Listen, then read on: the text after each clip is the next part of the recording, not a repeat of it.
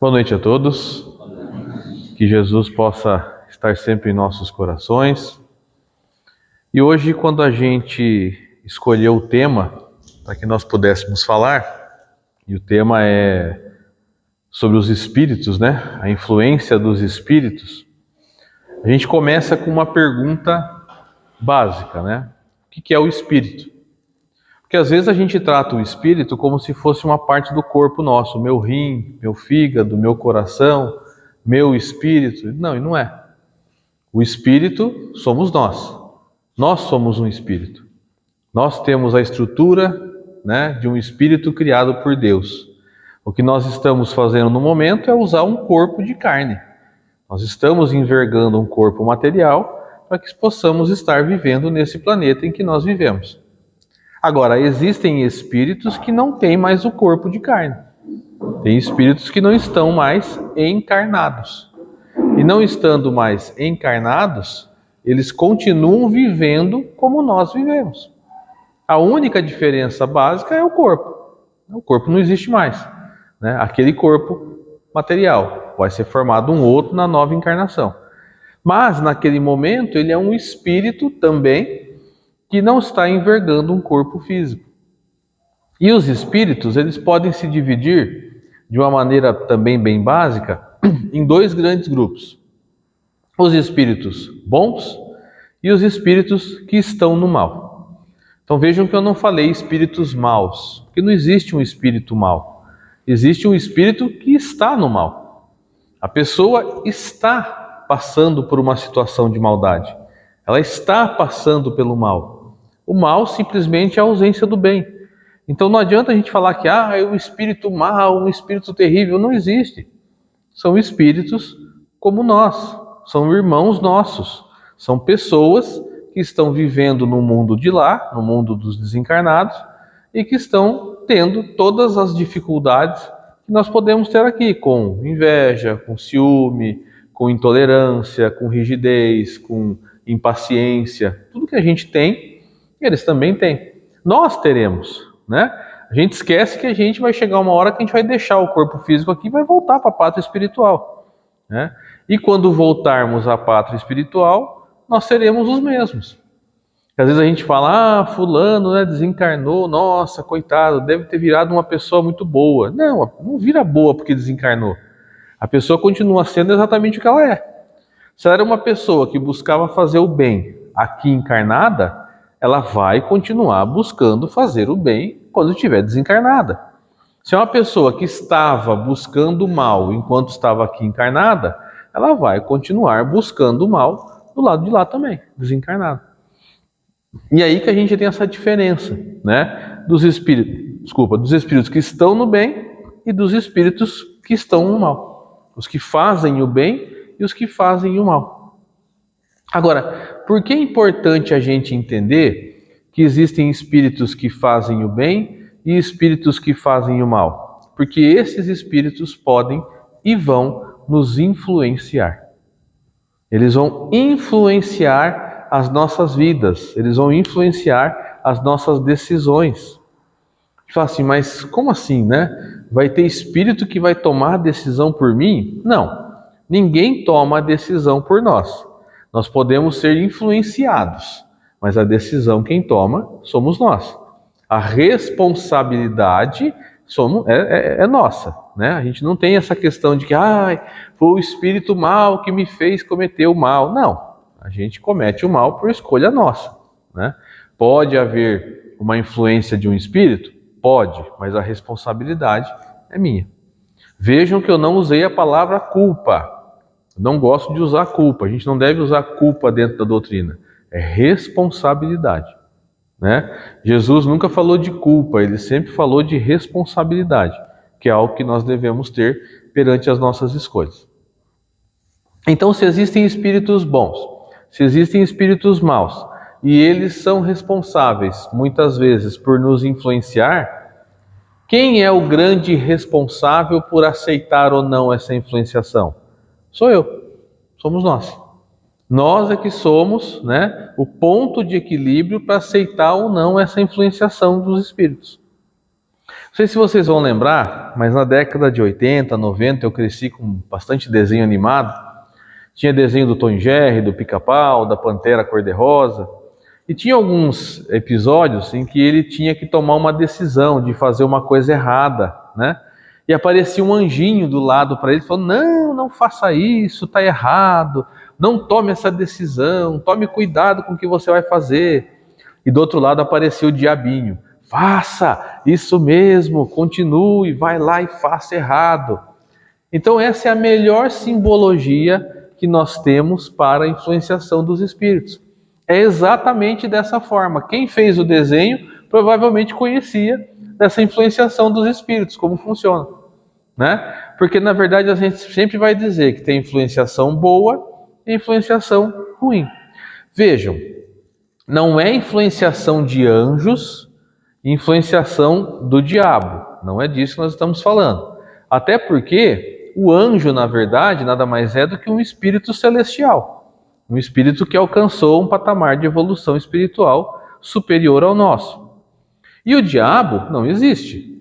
A gente sabe disso também. Ele foi uma invenção, né? Ele foi criado. Ele foi criado no ano de 1215, num concílio.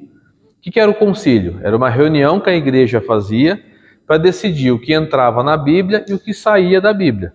Então os bispos, os cardeais se reuniam com o Papa e decidiam o que ia entrar e o que ia sair. Então foi decidido em 1215 que ia entrar o diabo.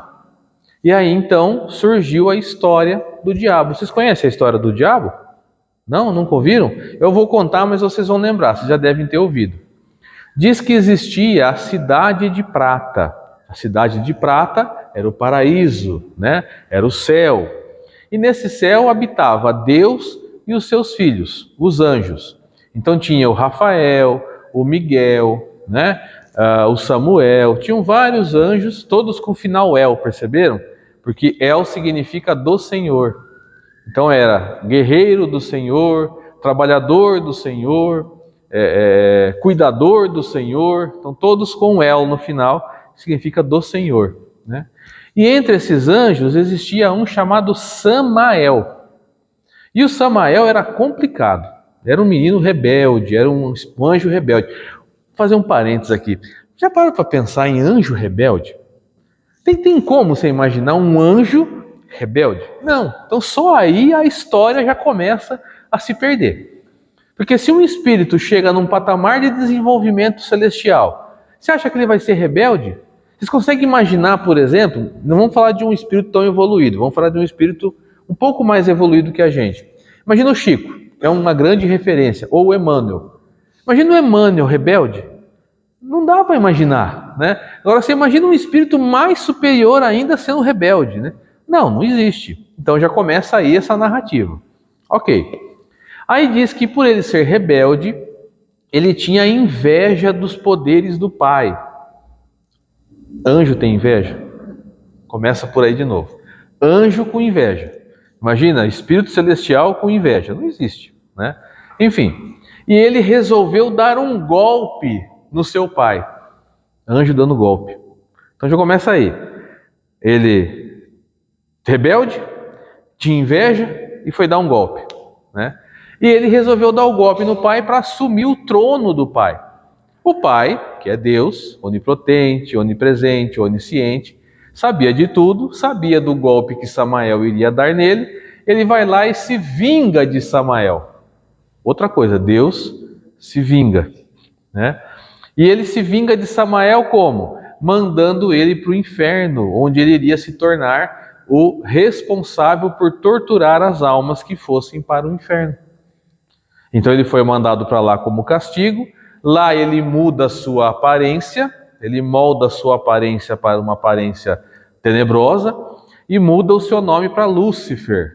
Ele passa a se chamar então Lúcifer. Só que a gente fala, mas o que significa Lúcifer? É uma palavra que vem do hebraico, né? Da língua hebraica, a língua dos judeus. Significa estrela da manhã. Então o Lúcifer é a estrela da manhã. Interessante, essa foi a história que a igreja trouxe para a gente. Em que parte da Bíblia está isso daí, você sabe? Em nenhuma. Não existe na Bíblia essa história. Pode procurar. pode procurar nos profetas, pode procurar no Velho Testamento. Não tem.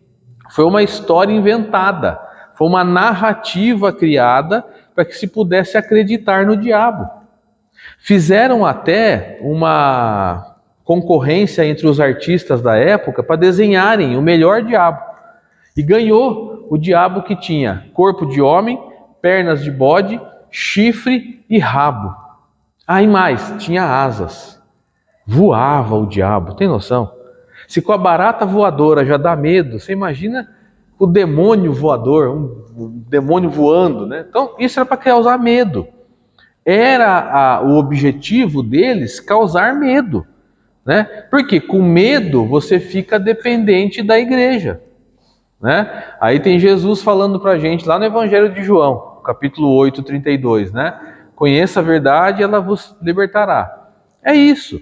Conhece de verdade como foi a história que você se liberta dos medos, né? Então agora que a gente sabe que o diabo não existe, que ele foi criado, ele foi inventado, ele foi gerado por uma história para causar medo, né? Aí você fala assim, mas João, peraí, está escrito na Bíblia, está escrito Satanás na Bíblia, está escrito diabo na Bíblia, como é que ele não existe?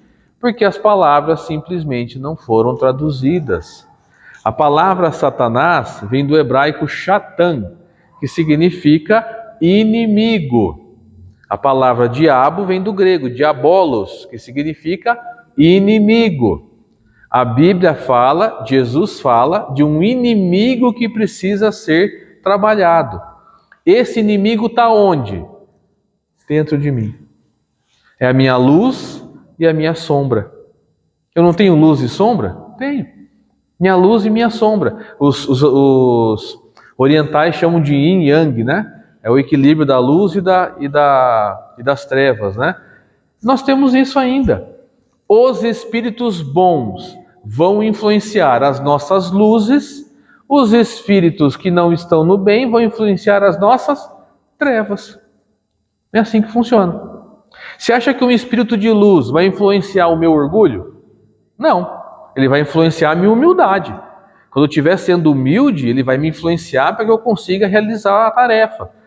Agora, se eu escolher ser orgulhoso, eu abro uma janela, uma porta gigante, daquelas de salão, para que eles possam influenciar o meu orgulho. Então, eles vão influenciar aquilo que eu der brecha. Essa é a palavra. Desculpem, brecha. Dei brecha para espírito de luz, eles me influenciam. Dei brecha para espírito que está no mal, eles me influenciam. Qual que é melhor a gente dar brecha? O espírito de luz, né? Como é que eu dou brecha para o espírito de luz? Com prece, orações, boas ações, pensamento positivo, boas palavras, boas escolhas. Aí eu consigo ter acesso aos espíritos superiores. Eles baixam o nível vibratório deles, a gente ergue o nosso um pouquinho com oração e com essas atitudes, pronto, eles conseguem dar para a gente boas instruções. Aí vem na nossa cabeça aquela história assim, meu sexto sentido está dizendo que não é para fazer tal coisa. Pode ser o sexto sentido? Claro que pode. Pode ser um amigo espiritual te dando um conselho? Pode também. O que é mais fácil de ser é o amigo espiritual dando conselho. Então, quando a gente vai dormir, por exemplo, está com um problemão para resolver. Ai, meu Deus, me ajude que amanhã eu consiga resolver esse problema. Faz uma oração de noite. Quando você acorda de manhã, você fala, nossa, achei a solução. Então, essa solução pode ter vindo durante o sono, à noite, você fez uma prece, fez uma oração. Você vai ser bem influenciado por espíritos de luz que vão te ajudar a encontrar a solução. Vejam, eles não vão dar a solução para a gente. Porque eles são nossos amigos espirituais, não babás espirituais, né? Então eles são nossos amigos. Agora, sendo nossos amigos, eles vão falar, olha, isso tem chance de dar errado. A chance é essa. Você escolhe. E aí eu, com o meu livre-arbítrio, decido se eu quero ouvir ou não. Sabe aquela velha história que a mãe fala pra gente? Leva a blusa que vai fazer frio. Fala, imagina, tá um sol de 40 graus, não fazer frio coisa nenhuma, chega lá, faz frio. Né? Ou seja, a experiência deles, a experiência dos espíritos de luz, ajudam a gente a resolver das melhores maneiras as coisas. Ok? Agora, o espírito que está no mal, também.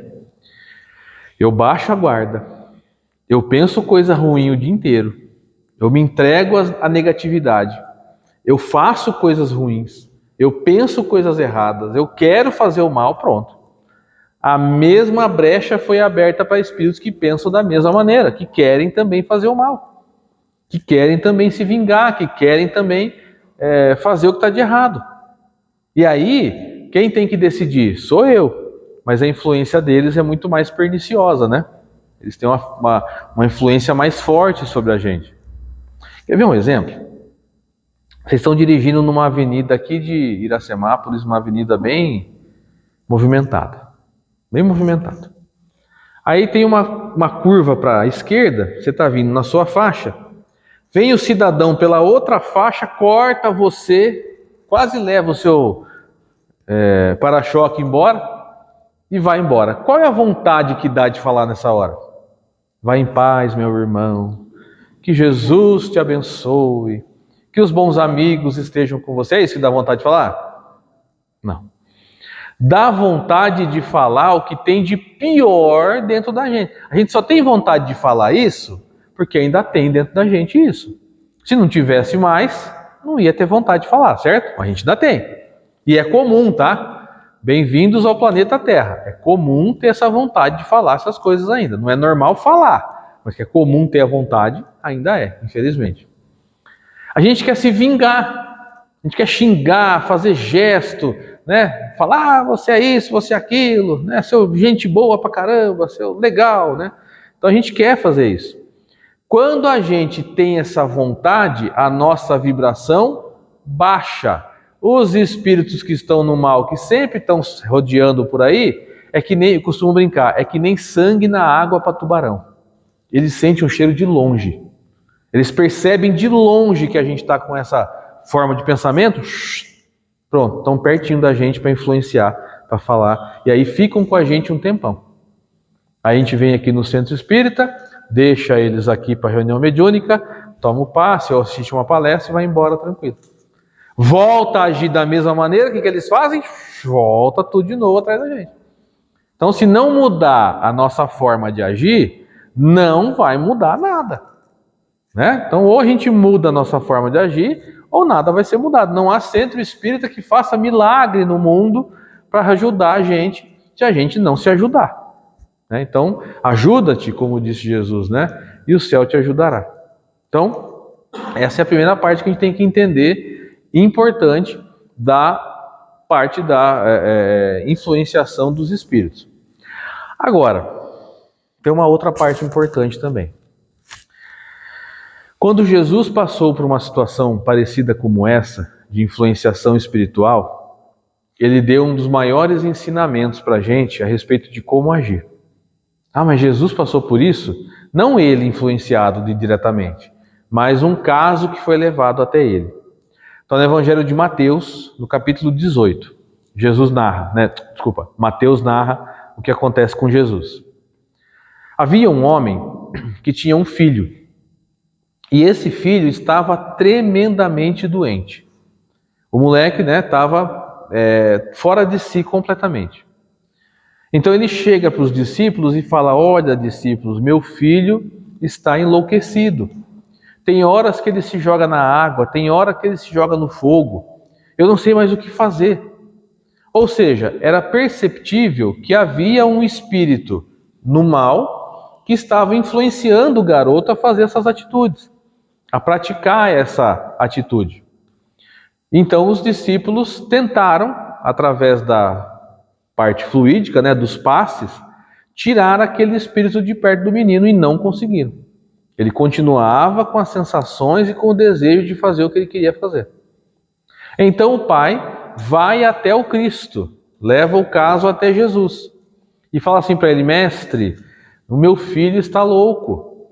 Tem hora que se joga no fogo, tem hora que se joga na água. Levei ele para os seus discípulos e eles nada puderam fazer. Jesus então fala: ó raça incrédula, até quando hei de vos suportar? Não é suportar de aguentar, né? Até quando eu vou ter que aguentar vocês? Não. É até quando eu vou ter que vos suportar, de dar suporte. Até quando eu vou estar aqui para dar suporte para vocês? Essa é a questão que Jesus fala. Traga-me o menino. O menino é levado até Jesus. Jesus impõe a destra sobre ele, a mão direita sobre ele, e o menino é livrado do espírito que estava no mal. Lógico, né? Jesus, com a sua enorme moral e com a sua enorme qualidade que ele vai descrever agora. Pouco tempo depois, os discípulos chegam para Jesus e falam: mestre, por que nós não conseguimos realizar a ação com o rapaz, com o menino, e você conseguiu? Olha que pergunta, né? Bem petulante os discípulos, né? Como é que a gente não conseguiu e você conseguiu? Poxa, estavam na frente do Cristo. E Jesus, muito humilde como sempre, falou para eles assim: olha, isso aconteceu por causa da vossa pouca fé. Se tivesseis fé do tamanho de um grão de mostarda, diriam para aquele monte se mover de lá para acolá, e o monte se moveria, e nada vos seria impossível. Qual é a característica principal que Jesus coloca para a gente trabalhar e vencer a influenciação espiritual do mal? A fé. Não a crença, tá? Nós não estamos falando de crença. Crença é uma coisa. Eu posso acreditar no que eu quiser, essa crença pode me fazer bem e pode me fazer mal. Estamos falando de fé. Fé. Fé é confiança. A palavra fé veio da mesma palavra que deu origem à fidelidade. A palavra do latim é fides, que dá origem à fé e dá origem à fidelidade. Então, fé é fidelidade. Fidelidade com quem? Com Deus. Nós somos fiéis a Deus? É pergunta contrária, né? Porque a gente sempre fala, Deus é fiel a nós. Não, Deus é fiel a nós, claro. Mas nós somos fiéis a Deus? Teve um amigo meu que me contou uma história bastante interessante com relação à fé. Ele falou o seguinte: olha, que tinha um vilarejo, e nesse vilarejo fazia muito tempo que não chovia. Mas muito tempo mesmo que não chovia. Então as pessoas já estavam desesperadas, né? Faltava água no açude, faltava água no riozinho, faltava água no poço, faltava água para lavar roupa, para beber água, para tomar banho, estava faltando água para tudo. Eles não sabiam mais o que fazer. Então o padre teve uma ideia: vamos nos reunir na praça da igreja e fazer uma oração para Deus pedindo chuva? Vamos. As pessoas se animaram. No dia e na hora marcada, todos estavam presentes. Só uma senhora levou guarda-chuva. Isso é fé. Pô, a gente faz uma oração para Deus pedindo chuva e não leva guarda-chuva? Que fé é essa? Né? Que confiança em Deus é essa? A gente faz uma oração para Deus pedindo proteção e fica na dúvida. Será que Ele vai me proteger mesmo? Será que vai dar tudo certo? Mas é normal. Isso que eu estou falando, todos nós passamos. Eu passo, vocês passam, todos passam. A gente tem ainda essa dificuldade de ter a confiança plena em Deus. Nós não temos essa confiança plena. Nós não temos essa certeza absoluta. Quando a gente fala assim, deixa nas mãos de Deus, é porque a gente não quer tomar decisão. Deixar na mão de Deus é deixar mesmo. Olha, está na mão de Deus. O que Ele decidir, está decidido. Mas não, a gente não concorda às vezes com o que Deus decide. É normal também. Completamente normal a gente não concordar. Nós nos achamos, às vezes, maiores do que Deus. Porque a gente acha que a nossa escolha, a nossa forma de pensar, é a mais correta do que a de Deus. Né? Então nós temos essa característica. Nós não tivemos aí durante o tempo, se nós pegarmos, por exemplo, as mitologias, né? Na mitologia grega, o deus grego era um homem forte, de barbas longas e brancas, né? Que mostrava poder e experiência ao mesmo tempo, Zeus. Né? Zeus teve relações com humanas, né? E dessas relações com as humanas surgiram os semideuses. Agora, assim, como é que um Deus vai ter relação íntima com humanos? Percebe como a gente humaniza?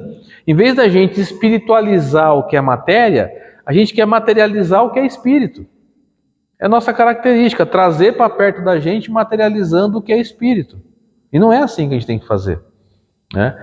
E dentro dessa característica nossa de não concordar com Deus, vem como as necessidades que nós temos. Quer ver um exemplo? A gente faz uma oração para Deus, pedindo para Ele que nos dê paciência. Deus, Pai de amor e bondade, permita que eu seja mais paciente. Me dê paciência. E qual que é a nossa expectativa? Que a gente vai entrar na loja de Deus, vai escolher a paciência, instalar e sair usando feliz. E não é assim que funciona. Para começar a ter paciência, eu preciso treinar. Se eu faço uma oração para Deus pedindo paciência, o que Ele me dá? Um monte de oportunidade de ser paciente. Aí aparece aquela pessoa chata, aquele serviço complicado, aquela situação difícil, porque é aquilo que eu preciso para aprender a ser paciente. Pede humildade para ver o que aparece de opção para você mexer com o teu orgulho, para você entregar a humildade. É a melhor forma que nós temos. É o jeito que nós temos de aprender. Não tem outro jeito de aprender. Porque se Deus desse de mão beijada para a gente tudo, que graça teria? Teria graça receber tudo de mão beijada? Faz isso com uma criança. Cria ela dando tudo de mão beijada para ela. O que vai acontecer quando ela virar adolescente ou adulto? Estragou, né? Ela vai achar que todo mundo tem que fazer aquilo para ela. É a mesma coisa nós, espíritos, né? Faz isso com a gente, dá tudo de mão beijada para a gente. A gente nem agradece. A gente nem agradece a Deus. Tem uma situação como essa. Eu costumo fazer uma comparação é como uma criança doente precisando de remédio. Pensa o seguinte, ó, tem uma criança doente, certo? Ela precisa de um remédio. O remédio geralmente é amargo, certo? A criança quer tomar aquele remédio amargo? Não. O pai vai deixar de dar o remédio só porque é amargo? Também não. Aliás, falando em remédio amargo, na minha época de criança, acho que é de vocês também, mas tinha remédio amargo na nossa época, não? Lembra do óleo de fígado de bacalhau? Lembra do óleo de rícino? E não era hidrágia, não. A criançada hoje tem hidrágia para tomar, né? Na minha época era colherzona mesmo. Minha mãe está aqui, não me deixa mentir. Dava colherada mesmo com vontade, né? Que era o que a gente precisava, né? Mas era ruim. O óleo de fígado de bacalhau era ruim demais.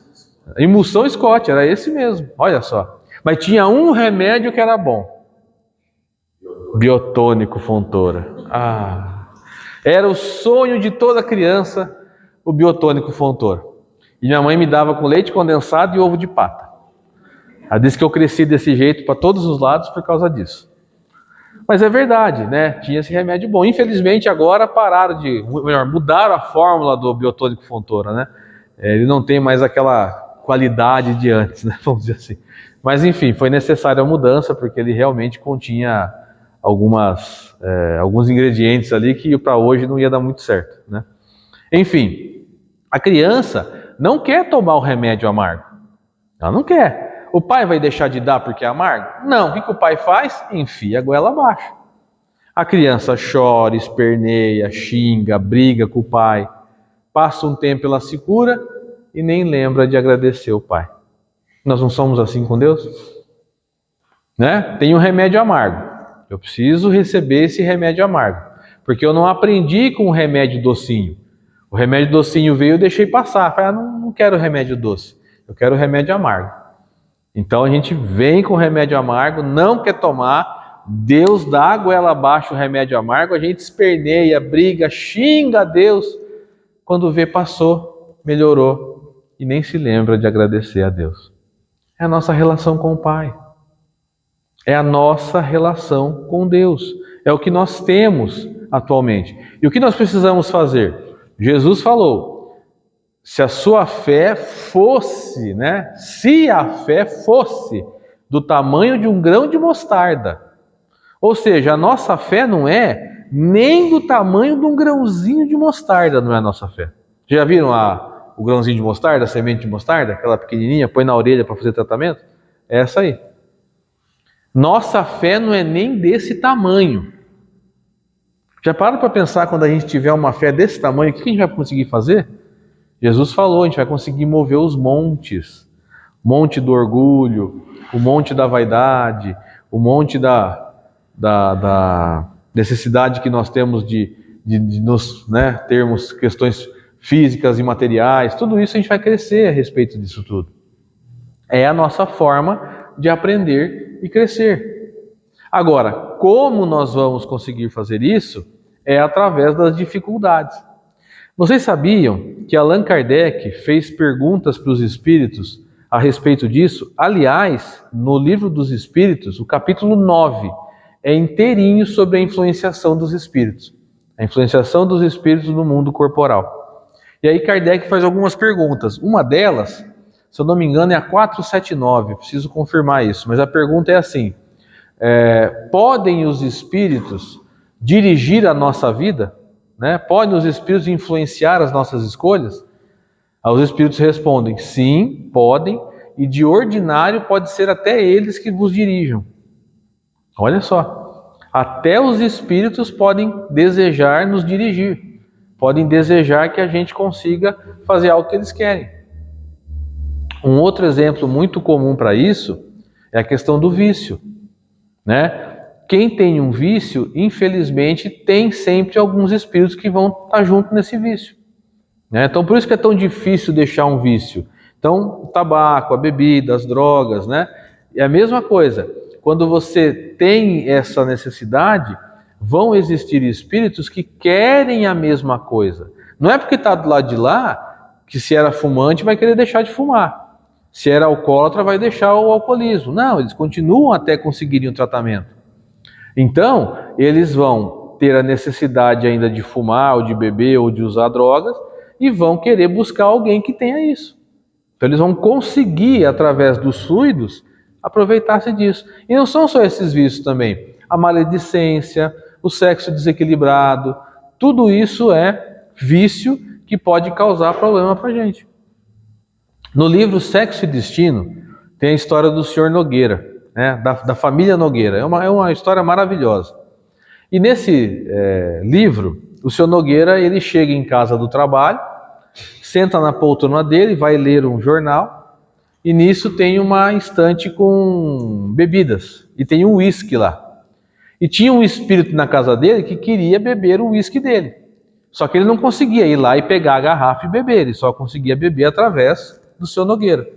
Então ele ficava na cabeça do Sr. Nogueira: vamos beber, eu quero beber, vamos beber. Deu a ideia no Sr. Nogueira de tomar um trago. Falou: bom, acho que eu vou beber. Ele olha para a bebida e fala: hoje não, hoje eu não vou beber não, deixa quieto. E continuou lendo o jornal. Eles começaram a fazer cosquinhas na garganta dele, falando na cabeça dele: vamos beber, até que ele não suportou. Ele levantou, pegou um copo e bebeu. E assim ele repetiu e começou a beber bastante. E era o que os espíritos queriam, que ele bebesse bastante, para que eles pudessem absorver os fluidos dele. Então olha só, Então quando a gente fala na doutrina espírita, alguma coisa é proibida na doutrina espírita? Não, nada é proibido. Mas a gente sabe como funciona. A gente sabe como é que funciona a questão, como é que funciona a parte da influenciação dos espíritos. Então, é minha responsabilidade escolher se eu quero ou não aquele vício. Não é fácil vencer um vício, tá, gente? É complicadíssimo, porque tem que vencer a gente e vencer aqueles que estão juntos, Os espíritos que estão querendo se aproveitar desse vício. Então, é importante que a gente tenha muita fé em Deus, muita tranquilidade, muita confiança, para que isso possa sair do nosso círculo de alcance. Então, quando a gente falar de influenciação dos espíritos, vamos lembrar sempre que eles podem sim nos influenciar, eles vão sim buscar a influência, só que a nossa escolha, a nossa decisão é que vai ser a responsável por aquilo que nós vamos fazer ou não. A forma como eu me coloco diante da vida. né? Se eu sou que nem aquele, falando de novo de desenho, né? Lembra daquele personagem que ficava, ó céus, ó dia, ó noite, ficava uma nuvem de chuva em cima dele só com raios, né? Tudo dava errado para ele, porque ele era completamente negativo, né? Então, se eu levar uma vida como essa, só de reclamação, só de indulgência, fazendo coisas que não devo, tudo isso que eu fizer vai voltar contra mim, tá? Porque é lei de ação e reação, né? É lei de fazer e receber, faz parte. Quando eu faço uma coisa pensando no bem, pensando no resultado bom que vai dar aquilo, até uma alimentação. Se eu comer um prato de comida pensando no bem que aquela comida vai me fazer, da energia positiva que ela vai me trazer, do equilíbrio orgânico que ela vai me trazer, eu estou trazendo coisas boas para dentro do meu organismo. Se eu tenho uma necessidade, por exemplo, alguma dificuldade que eu tenho, e fizer uma oração pedindo que essa dificuldade seja sanada ou que eu compreenda o motivo dela, vai acontecer também. Porque muitas vezes a doença chega até a gente para nos provar, para nos testar. A dificuldade chega até a gente para nos provar, para nos testar, para ver se nós estamos firmes no nosso compromisso com a fidelidade a Deus. Se nós estamos firmes com o nosso compromisso em fazer o bem. E fazer o bem, só lembrando, não é somente quando a gente entrega uma cesta básica ou dá uma esmola, por exemplo, no semáforo. Fazer o bem é em todos os lugares possíveis em que nós estivermos. Se nós estivermos em casa, morando com alguém, ou alguém da nossa família vem nos visitar, ou alguém está junto conosco da família ou de amigos, no trabalho, onde seja, eu fazer o bem para todos. Ah, mas é difícil, hein, João? É. Que se fosse fácil, a gente já estava lá no mundo celestial. Mas não é. É complicado mesmo porque testa a nossa capacidade de fazer o bem. E essa é uma das perguntas que Kardec faz também. Por que Deus permite? Né? Por que Deus permite que os espíritos façam isso com a gente? E aí os espíritos respondem, para testar a vossa fé. Foi aquilo que Jesus falou. Se tivesse a esfera o tamanho de um grão de mostarda, moveria esse monte de lá para colar. Então, que a gente possa levar confiante, não ter medo, porque a influência espiritual ela vai existir. Mesmo se eu for espírita, se eu for católico, se eu for da Umbanda, se eu for de qualquer uma que seja religião. Se eu for ateu, vai acontecer influenciação espiritual do mesmo jeito, tá? Porque os espíritos existem, as influências existem, e isso vai acontecer de acordo com o nosso pensamento, com o nosso jeito de levar a nossa vida. Tudo bem? Eu agradeço muito a atenção de vocês, que Jesus possa nos abençoar sempre e que a gente tenha uma excelente semana pela frente. Muito obrigado.